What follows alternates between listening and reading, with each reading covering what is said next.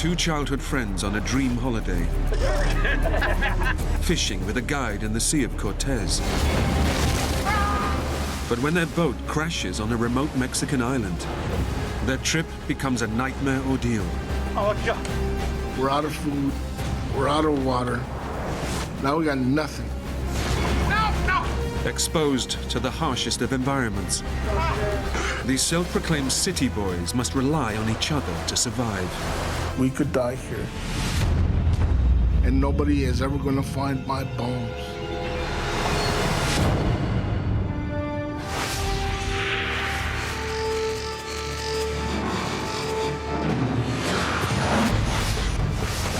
Jump! I can't do it! You get over here! Jump now! Get him up! No! No!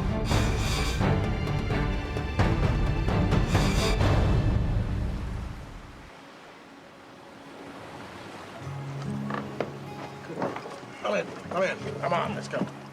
Joe Rangel is on a dream fishing cruise in Mexico's Sea of Cortez. I've always been pretty much of a city boy. I like going outdoors, I like going fishing, I love going fishing. And when I started going on these trips, I found my niche. To me, that is the greatest trip in the world, is to go down there for 6 days, get on a boat, and forget everything. Just fish till you drop. To share the experience, he's invited his childhood friend, Lorenzo Madrid, along for the trip. I first met Lorenzo Madrid when we were in junior high school. Hey, Larry. What? Look at that. See, We were pretty much good time boys. Oh, yeah, she's got your beard. Hey, shut it. He was a good guy to hang around with. Come on.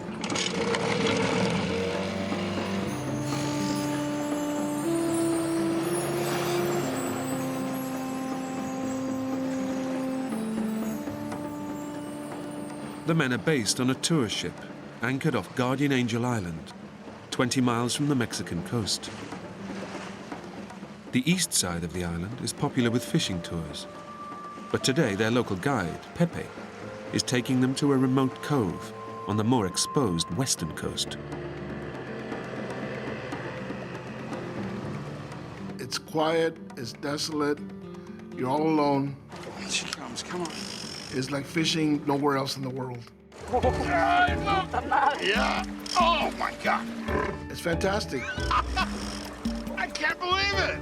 Look at that. Joe. Try another lure. Get out of here. You think I don't know what I'm doing? Well, how many have you caught today? Nothing.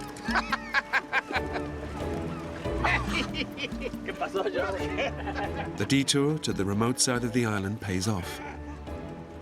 After a successful day's catch, the two friends are more than happy with their guide, Pepe. He's a nice kid. He's outgoing, willing to please. Pepe did not speak any English at all. What'd he say? The bucket's too small, man. The bucket's too small. Sí, vamos. As the sun starts to set, it's time to head back to the tour boat. We just sat down and opened the beer and get the ride back to the big boat. But when Pepe swings south, the boys begin to wonder if they're heading in the right direction. The tour boat was anchored on the northern tip of the island. Should we go? No, I don't think so. Yeah. This does not familiar to me. Pepe, ¿dónde vas?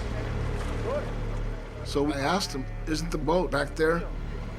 Vamos bien, el Celiangelina se fue para el sur mientras ustedes andaban pescando. Sí. And he said, no. While you guys were fishing, the boat passed us. And they went this way. I didn't say it. Nah, me neither.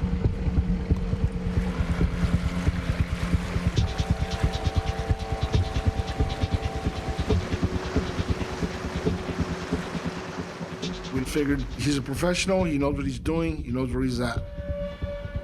And we left it at that.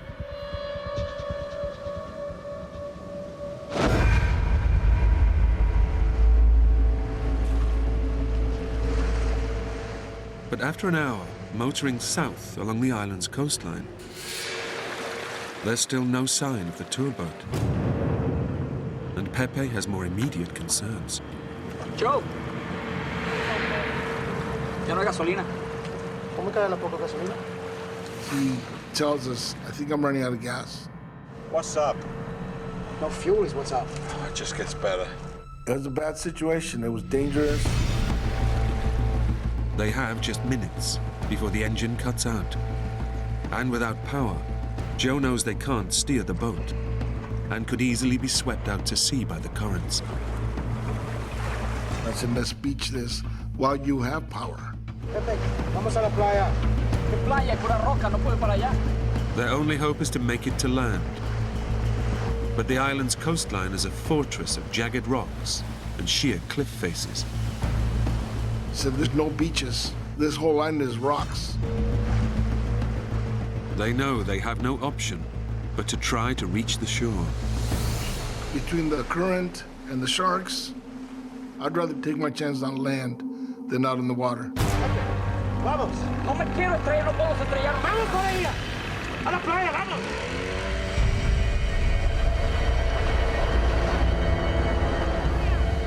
The only thing you can see is the white of the pounding water on the rocks. We were scared. Their only way to reach land is to power the boat directly into the raging surf. But just as it seems they'll make it safely,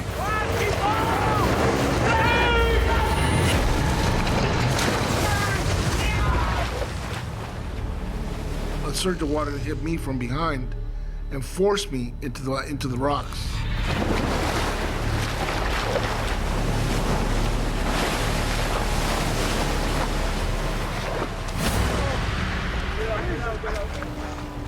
the men make it to shore. But they're now stranded on the island, with no way of calling for rescue. Larry! Hold on there. You're totally soaked, the wind is blowing, and we started shivering down to the bone. Bring it back. The men search for driftwood and build a fire, Made a fire before. using up their last few drops of fuel to get it going.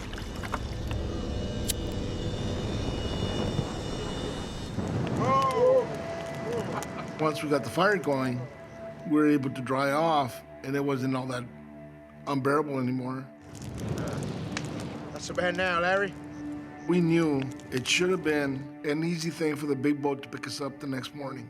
It's calls for a beer. The men resign themselves to a night out in the open, believing their stay on the island will be a short one. Boat will pick us up in the morning. We out.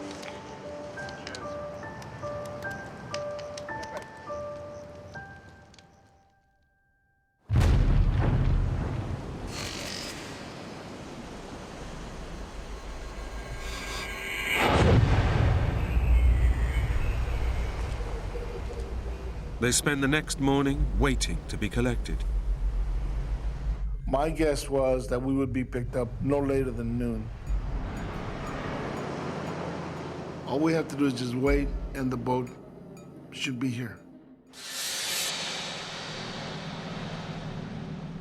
Midday comes, and there's no sign of rescue. Now it's getting a little bit more serious as the day is wearing on. We need to get out of here. Mid-afternoon, and Pepe drops a bombshell. I said, well, I don't think they're gonna pick us up. The men are washed up on the side of the island that fishing boats never visit. Their tour boat won't look for them here. They're not gonna come this way. They're not gonna look for us.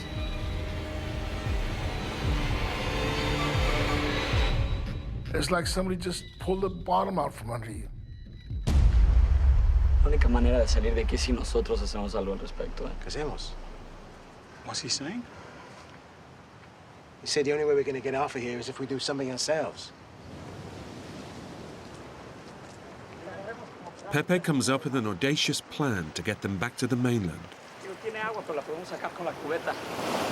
Si a Larry le podemos dar la cubeta, unos remos, se puede buscar para... He says we can bail it out. Get it on the sea. Maybe we can use it. Is he serious? He said, we can take this boat across. We can row across. Larry, ¿puedo sacar con la cubeta? Between the three of us, we can get it over there.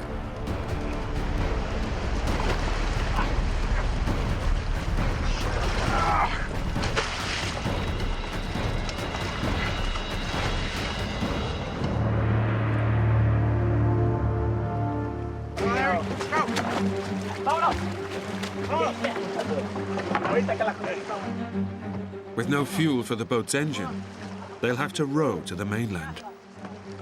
But it's a 20-mile journey across open seas. It was an unbearable hot day, probably close to 100, but it felt good to be doing something. Out. Get the rhythm. Keep this up, guys. We actually thought we could make it.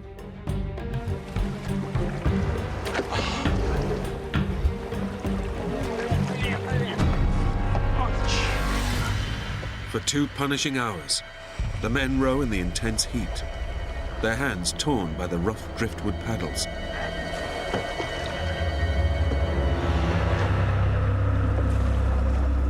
I'm getting exhausted. I am getting to the point where I'm just gonna drop.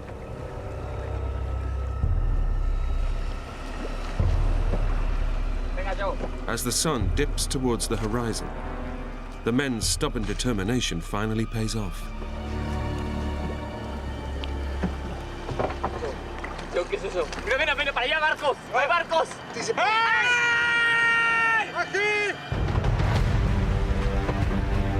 You can see people on boats.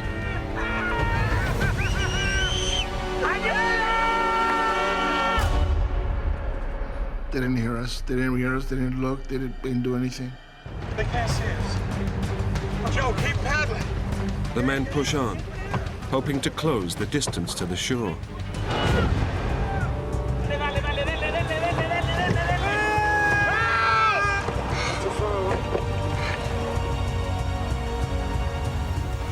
They make progress for another hour. But from nowhere, they're gripped by a powerful undercurrent. We're going backwards. What? We're going back. What do you mean? It's a very strong current. It's a really strong current. Too far away. Now we couldn't make any headway. The tide has turned, and it's pulling them backwards. Come on, Joe, come on! We're trying frantically to row faster. Come on, take it in. Come on! Come on! It's not that far! No, we're not moving. We are in some deep trouble.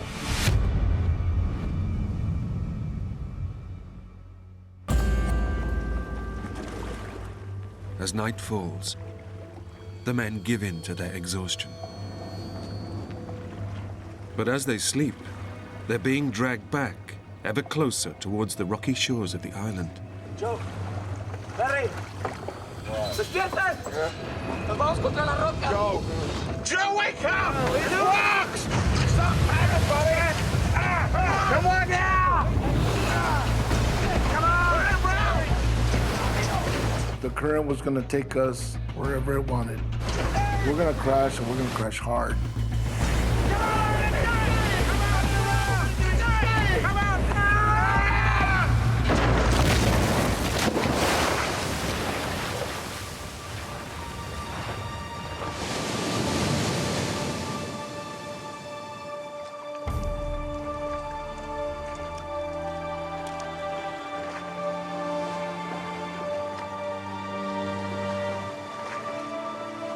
Joe and Pepe make it safely to shore. But Lorenzo is thrown violently onto the rocks, severely spraining both of his ankles. The 3 men's attempt to escape the island has failed, and their boat is now completely wrecked. We didn't talk much that night. Lorenzo and I were pretty down in the dumps. We were depressed. 400 miles away, in California, Joe's wife receives a phone call. That was when I learned that they were missing.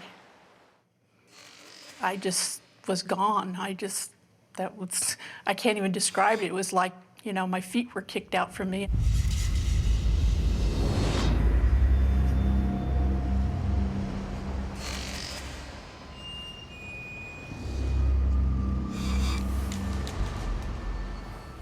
Joe and Lorenzo wake up, knowing they are completely stranded on the barren, uninhabited island. There was nothing there, nothing that could give you shade. There was just nothing. Their only hope now is to be found by a search party. But they are in no physical condition for a prolonged wait. I was somewhat overweight, and I had found out about a year earlier that I was diabetic. Joe suffers from type 2 diabetes, a condition where the normal levels of sugar in the blood can decrease rapidly. It's commonplace, but potentially life-threatening if not managed properly. And 50-year-old Lorenzo is unfit and grossly overweight. Lorenzo may have had health issues. I pressed him on it, but he said no, that he didn't. But then at the same time, he told me that he hadn't been to a doctor for years.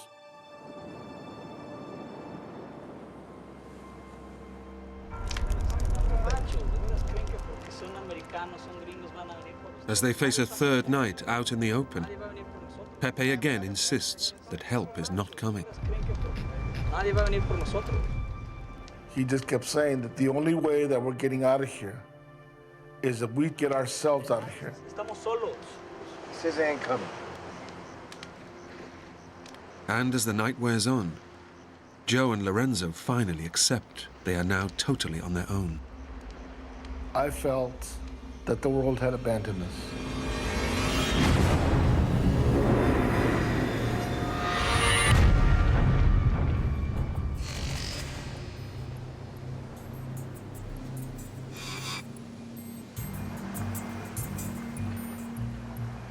After 2 days of waiting for rescue, the men must take their survival into their own hands and hike to the northern tip, where tourist boats will be moored. But it's a daunting journey. This island's 20 by 40 miles. It's uninhabited. There's nobody there. Pepe told us that there probably is commercial fishermen or the tail end of the tourist boats at the northern end of the island. And if we get there, we will be picked up. But the men have no idea how far down the coast they are. And they could face a 40-mile hike along the entire length of the island. The coast, as I saw, was the only logical choice. Nobody is going to go inland to look for us.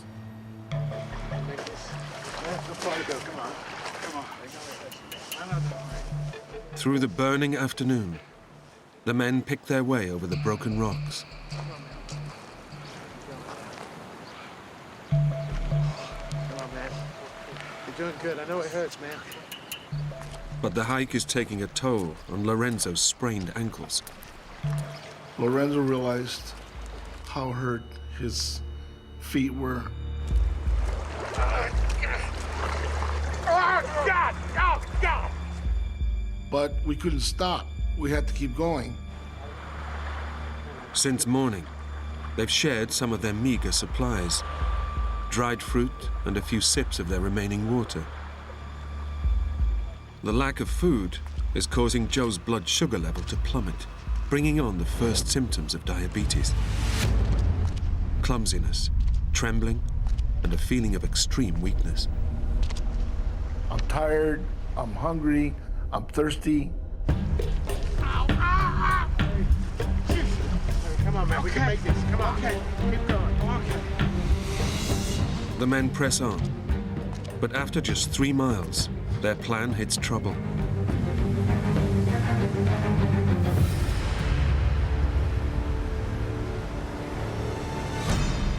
Their route north has come to a dead end. They can go no further. We're saying to ourselves, what the hell did we do now? La corriente ahorita está pesada, pero con cuidado podemos cruzar. Yo salto primero para que vean cómo. Pepe said, you know what? I'm gonna swim across.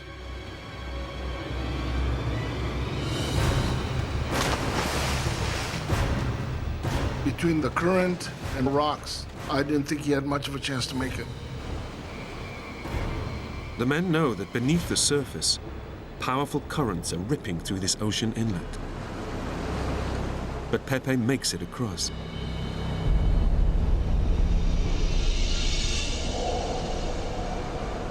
Wish me luck, buddy.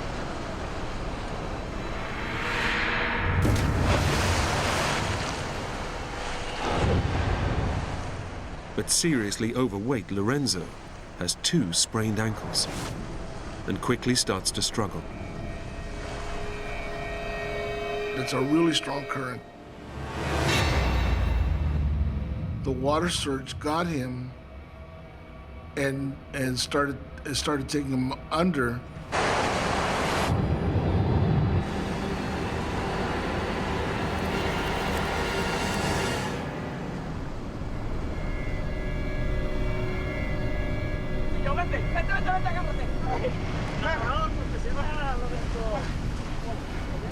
Joe! I did it! No! Now it's Joe's turn. I know I'm not a strong swimmer. Joe, jump! But he's paralyzed with fear. Joey! The hell with it. I'm not doing this. After a day's hiking, with little food, Joe's blood sugar level is crashing, bringing on extreme confusion. Come on, Joe! Stay here! Joe! I just said, you guys go ahead, go on. I'm just gonna die here. I can't do it! Joe! What's the matter with you? It was terrifying because I was afraid of getting pounded on the rocks. You get over here! Jump now! Joe! Lorenzo encouraged me the way that we always talk, challenging each other, Jump, jump, jump for me! Gotta stay here. daring each other to do something. Joe! And Lorenzo said, don't be a sissy. Jump now! And I just thought to myself, what, you know, if you're gonna die, die trying.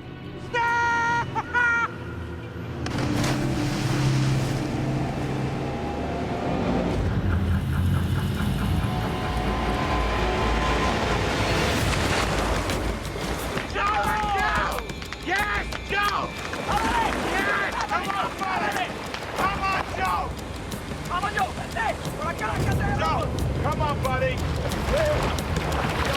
Joe! I was a sissy for nothing.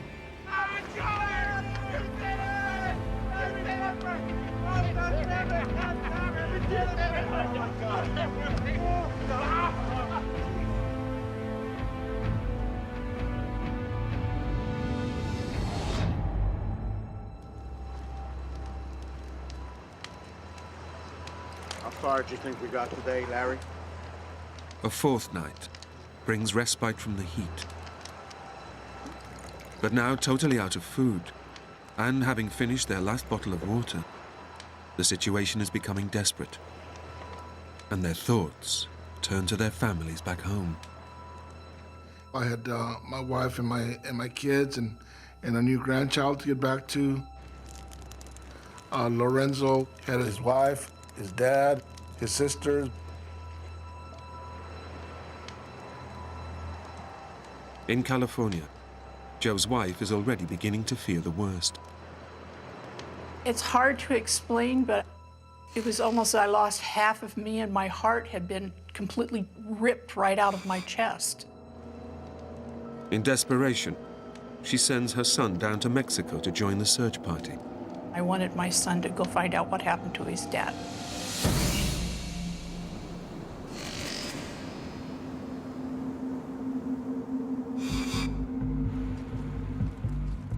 As yet another day dawns, the men face the blistering heat with no water. Only fishing boats to the north can save them. We have to do whatever it takes to get to the northern end of the island. But they have no idea how much more of the coast they must navigate to get there. And Lorenzo is finding the pain of his sprained ankles unbearable. Come on. You're gonna get there, man. Get you a nice big deal. Joe! Ow! I can't, don't, please don't touch me. I can't do this anymore. Ah! He finally just said, I can't do this. No! I can't go any further. I can't do this. Lorenzo was very upset. I can't go any further. He felt that he let us down. Joe, lo tenemos que cargar. Si nos quedamos aquí, nos morimos. Momento. We realized that Lorenzo's mobility is pretty much down to zero. But we somehow needed to keep moving. I can't walk. We'll get you out of here, Larry. Joe knows they must find a way to transport crippled Lorenzo. But all they have to work with is the junk washed up on the shore. Pepe! Voy a hacer una lanza! Esta vez! Pepe had an idea about building a raft.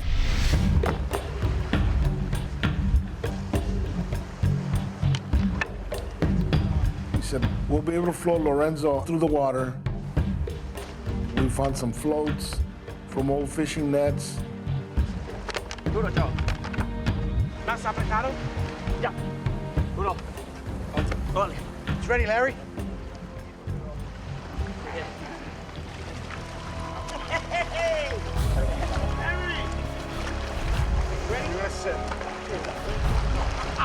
We wanted him to not have to put any pressure on his feet, and it worked.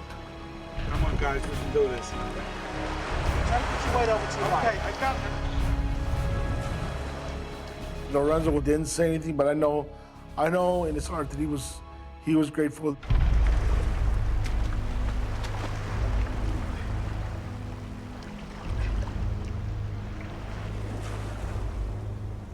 The men struggle along the scorched coastline. But 5 days of exposure to the relentless sun are putting huge pressure on Lorenzo's grossly overweight body. And his heart strains to keep him cool. Joe is fighting the effects of his diabetes. And having not drunk anything for 18 hours, his craving for water is becoming too much to bear. This can't go on. We can't do this. I gotta get off.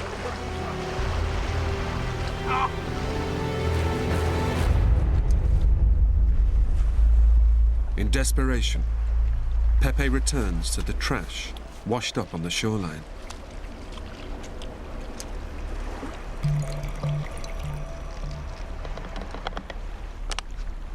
I said, look what I found in this blackish looking water. What the hell's that?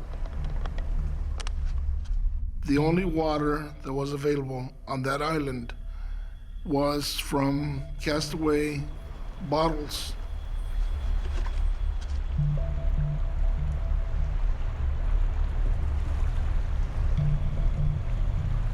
Once you get thirsty enough, it didn't matter that that water stunk. It still tasted good. It was water. But in these extreme conditions, a few mouthfuls a day is barely enough to keep them alive. Without enough fluid, their bodies are at serious risk of overheating. And floating above the cooling effects of the sea, Lorenzo is especially vulnerable.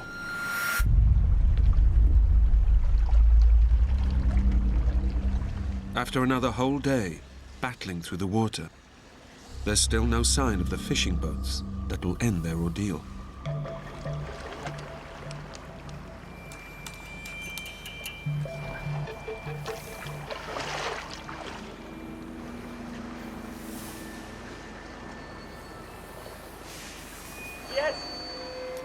Then, Pepe spots something among the rocks.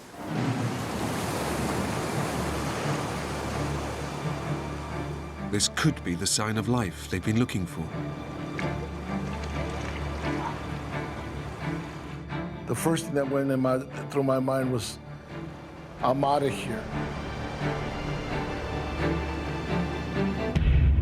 But then I see my tackle box from the first day. The men realize it's their own fishing tackle. They're back at the camp where they first beached 4 days ago.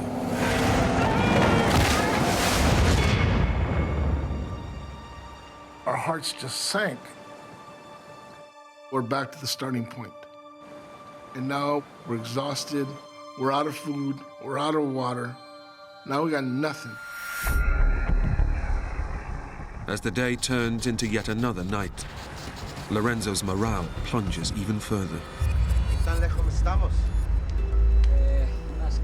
I think it took a toll on Lorenzo. It started getting negative. It's all right, Larry. We ain't gonna let this thing beat us.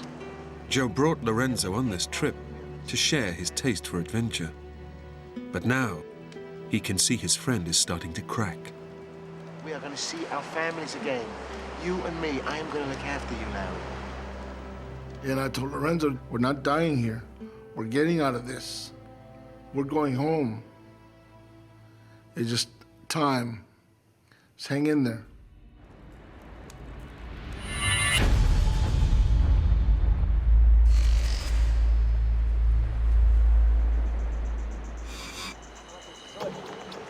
The three men have managed to keep themselves going for 8 days. But in scorching temperatures, and with no food and hardly any water, injured Lorenzo is weakening by the hour. Staying on like that? Yeah. I saw him as my friend who needed my help. That's it. We would go in the water about 6:30 in the morning and start moving north.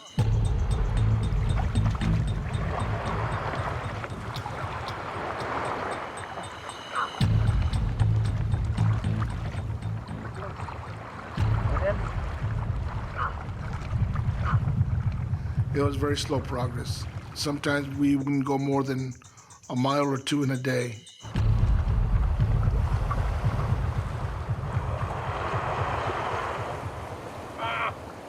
Around 1 or 2, we would start looking for a place where we could spend the night.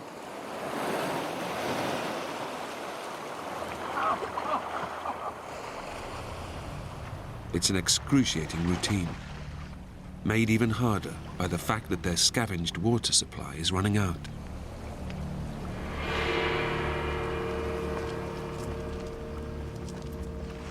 Those castaway bottles kept us alive.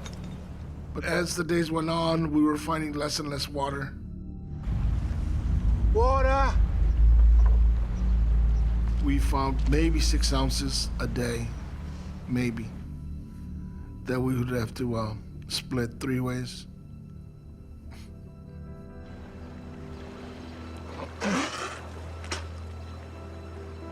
So, When their precious few drops of water finally run out, they know they won't survive in this heat for much longer. Their hike north is now a race against time. I never really thought survival was as difficult as it is.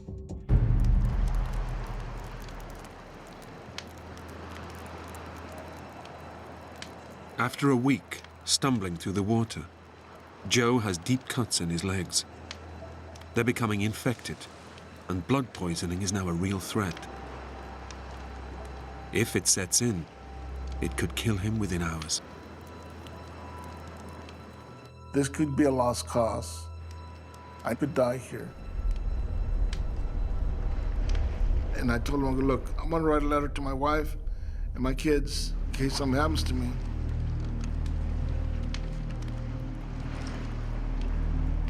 I love you all.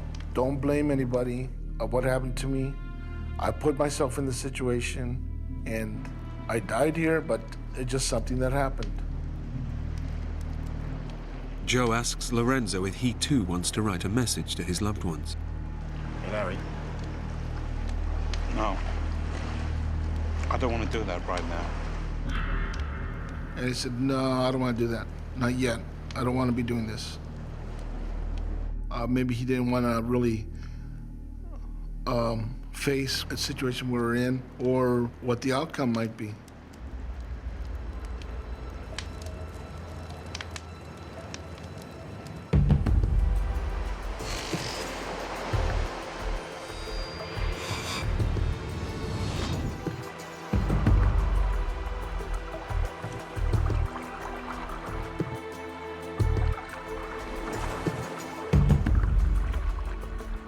Ravenously hungry, the three men are desperate for anything to eat.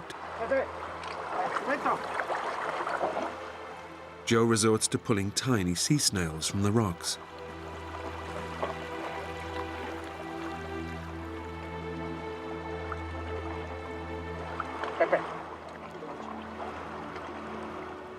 I gave one to Lorenzo. I go, here, eat it. And he looked at it and said, I'm not going to eat that. I knew that he had to have something, but at the same time, I can't force it down his throat. He'd have to eat it because he wanted to.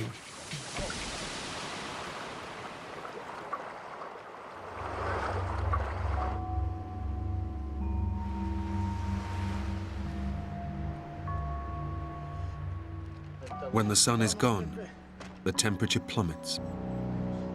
So far, they've kept warm with driftwood fires. But now, disaster strikes. What happened? It broke. The lyre it just fell apart in his hands. The salt water had just eaten it. From now on, the men have only each other to keep warm. With death closing in, the men are unaware their families have been searching for them. But they've joined the rescue teams that believe the men are fishing on the east side of the island. After 6 days searching, Joe's son calls home with devastating news. He says, I can't find him. He's not there, Mom. I don't know if we'll ever find him.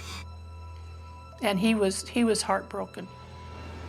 After 8 days missing, the search is finally abandoned. The men are feared lost at sea. I had given up hope. The reality of it was he was dead and wasn't coming back.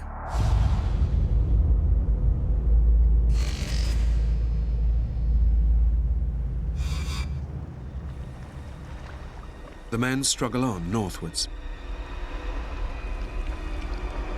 But still, there's no sign of any fishing boats. Lorenzo is becoming increasingly depressed and irrational.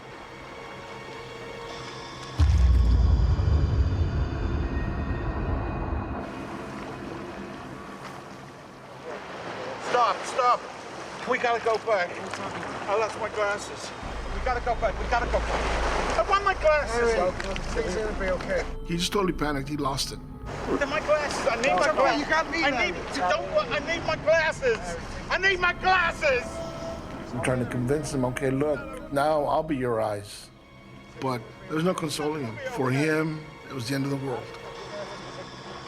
Can't go by the last. What? Lorenzo was starting to lose touch with reality.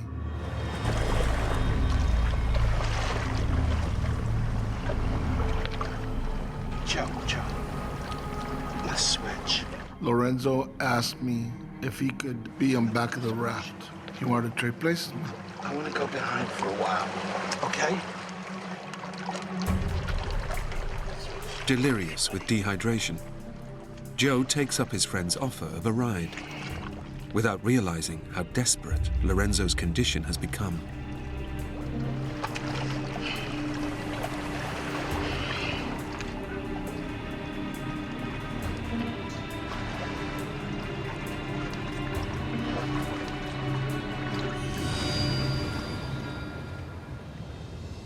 I heard a gurgling noise behind me. Larry! Larry! And I turned around, Larry! and his head is underwater. Larry! What are you doing? Larry! Larry! I told Pepe, he's in trouble. We must get him out of the water. Ayúdame, Joe. Joe, ayúdame. Joe, agárrale los brazos. Larry!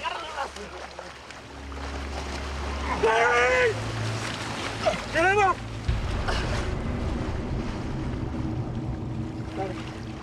Larry! Larry, está bien. I'm talking to him, and there's no response. Larry! Larry. The look on his face it wasn't right. Larry!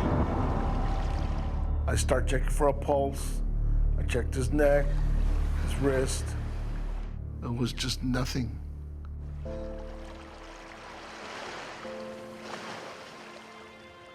After 12 days, battling to stay alive, Lorenzo has finally succumbed. I told Pepe he's dead. He passed away.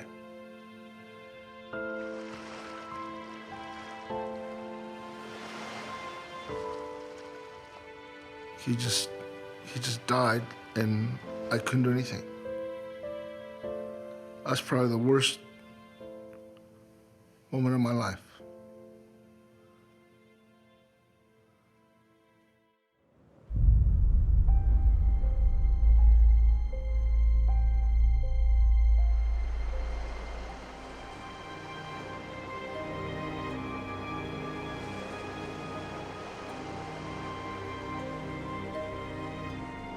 At first, I was angry that he abandoned me. We should be seeing this through the end. But then I realized it was a big ordeal for him. And his body just gave out.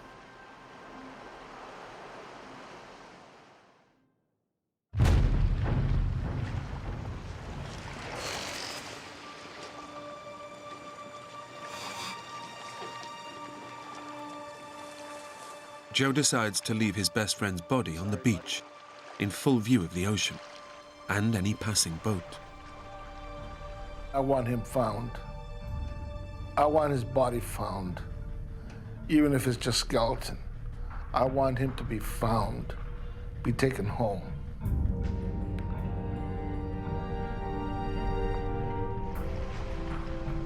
I'm gonna come back for you. I said my goodbyes to him, and I told him that I have to leave. It broke my heart.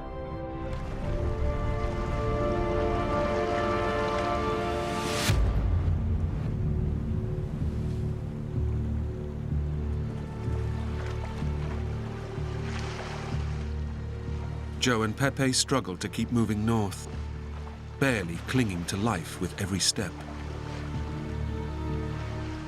We were living moment by moment. It was no longer, can I do the 10 more feet? It was right now, can I take another step?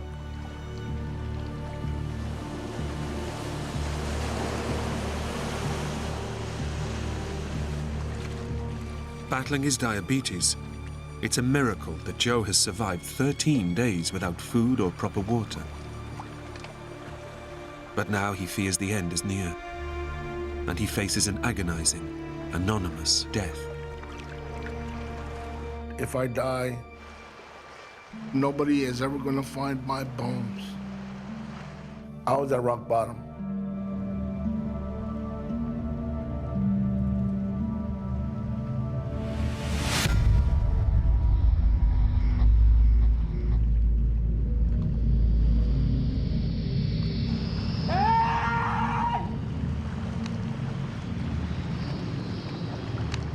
es un barco.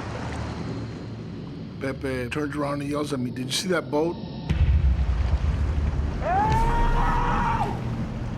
He was very excited.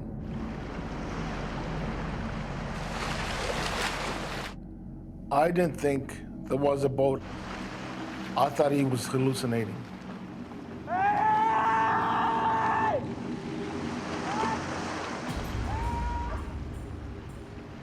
All of a sudden, I'm alone.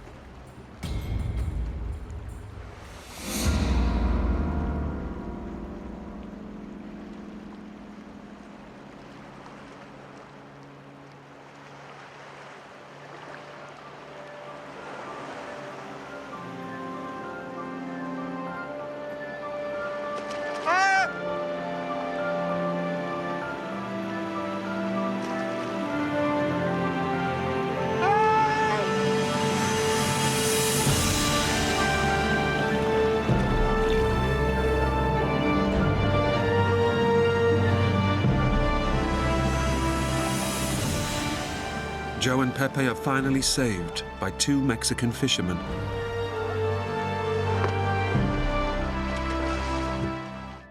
It was exhilarating to see this boat. Thank God this is over. I was relieved, like a big burden had been lifted off my shoulder. That afternoon, Joe's wife, Margaret, gets a call from her son. He says, they found Dad. He walked out this morning. The fisherman picked him up. He's okay. I mean, I was elated, but at the same time, I just knew that there was more wrong. He told me that Lorenzo has passed away. And I says, oh my God.